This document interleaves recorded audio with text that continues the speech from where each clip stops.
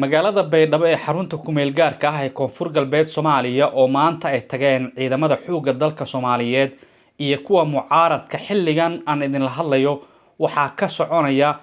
biliqo iyo sidaas oo kale boob shacabka magaaladu ay kula kacayaan qaar ka mid ah wasaaradaha dowlad goboleedka Soomaaliyeed ee Koonfur Galbeed Soomaaliya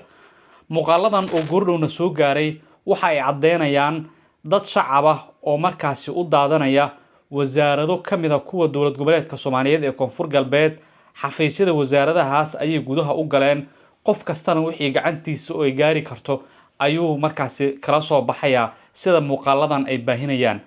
meelaha sida gaarka ah ay dadka shacabka ah gudaha ugu galeen waxa kamid ah wasaaradaha amniga iyo cadaaladda oo hal goob wada degan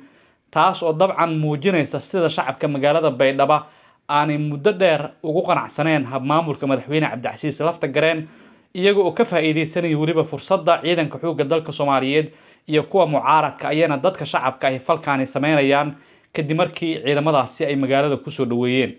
waxa muuqaaladan goordhowna soo gaaray sidaas oo kale ay muujinayaan dad shacab ah oo markaasi si weyn u soo dhaweynaya ciidanka xoogga dalka Soomaaliyeed iyo kuwa mucaaradka taas oo dabcan si dhameystiran markaasi noogu muujinaysa in magaalada Baydhabo inteeda badan ay hadda maamulayso dowladda federaalka ee Soomaaliya dhinaca kale madaxtooyada Koonfur Galbeed shirar kala duwan ayaa ka socda oo madaxweyne Cabdicasiis Laftagareen uu hogaaminayo warar kala duwan oo iskhilaafsan ayaana shirarkaasi ka soo baxaya midkood waxa la leeyahay madaxweyne Cabdicasiis Laftagareen waxa suuragal ah in saacadaha soo socda uu iscasilaad ku dhawaaqo sidaasina magaalada Baydhabo ay markaasi u noqoto meel ay dowladda federaalka ee Soomaaliya maamusho iyadoo wararka kale ay sheegayaan in qorshuhu yahay madaxweynuhu inuu magaalada Baydhabo diyaarad ka raaco oo uu gaaro deegaano kale oo kamid ah gobolada dalka waxa sidaas oo kale macluumaadka goordhowna soo gaara ay xaqiijinayaan in xiriir dhinaca khadka taleefanka ah uu dhacay kaas oo u dhaxeeyay ra'iisul wasaaraha xukuumadda Soomaaliya